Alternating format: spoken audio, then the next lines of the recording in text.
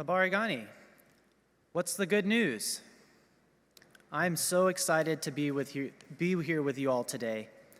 For me, this is nothing short of a miracle, because today's Kwanzaa celebration truly fits the textbook definition of what a miracle is: a surprising and welcoming event that is not explicable by natural or scientific laws, and is therefore considered to be the work of a divine agency.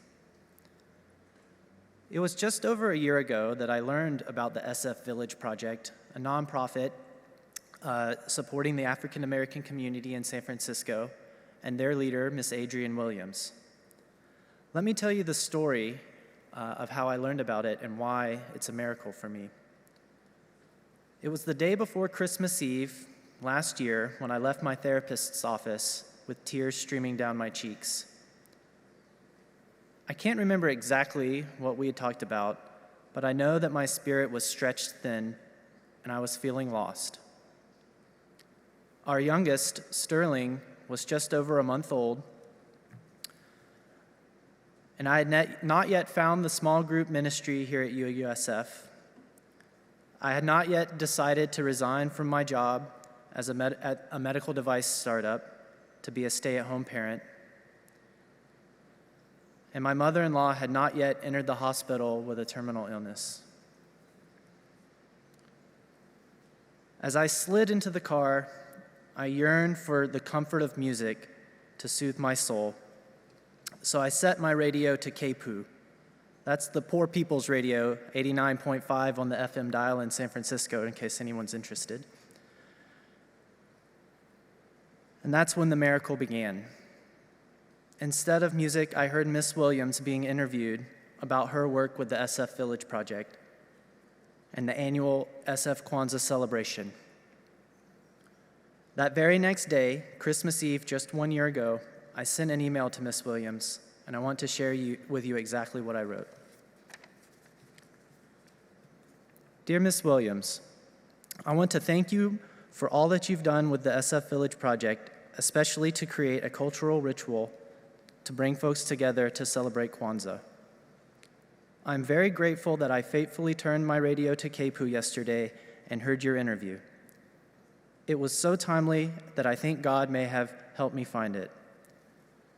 I wanted to share some of the background about my family and why we are excited for this year's celebration. Our family has 2 young boys, Liam and Sterling. We are also a multiracial family. I am white, and my wife is African American. We both grew up in the South and transplanted to the SF Bay Area over 12 years ago.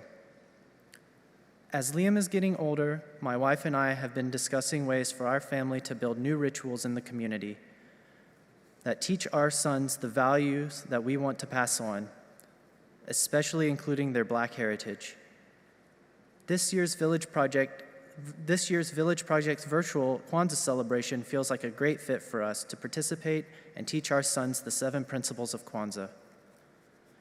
We are so looking forward to participating virtually in 2020 and hope to stay connected more with the Village Project community in 2021.